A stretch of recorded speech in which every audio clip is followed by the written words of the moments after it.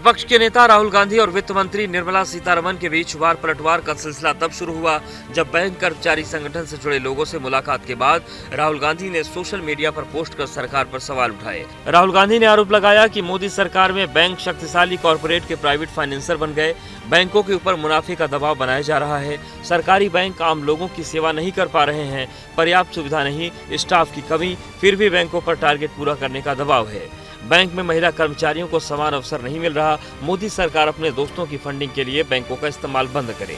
I just met the All India Banking Officers Association. They've raised multiple points, basically telling me how the very nature of the public sector banking system is being changed. These are serious issues that we want to raise in Parliament, but I don't think the government wants Parliament to run. So they are distracting people, they're very disturbed with this Adani issue. Rahul Gandhi के आरोपों का जवाब देने के लिए वित्त मंत्री निर्मला सीतारमण ने खुद मोर्चा संभाला। निर्मला ने राहुल के आरोपों को बेबुनियाद बताया और यूपीए के राज में बैंकिंग व्यवस्था में खामियां गिनाई। निर्मला ने कहा कि राहुल की बयानबाजी बेबुनियाद है, मोदी सरकार में सरकारी बैंक में अभूतपूर्व सुधार हुए हैं। यूपीए राज में लोन बांटने में पक्षपात से बिगड़ी थी सरकारी बैंकों की सेहत। यूपीए राज में सत्ता में बैठे लोगों के करीबियों के लिए बैंकों का एटीएम की तरह इस्तेमाल होता था। यूपीए में बैंक कर्मचारियों को डराकर चहेतों को मनमाना लोन दिलाते थे।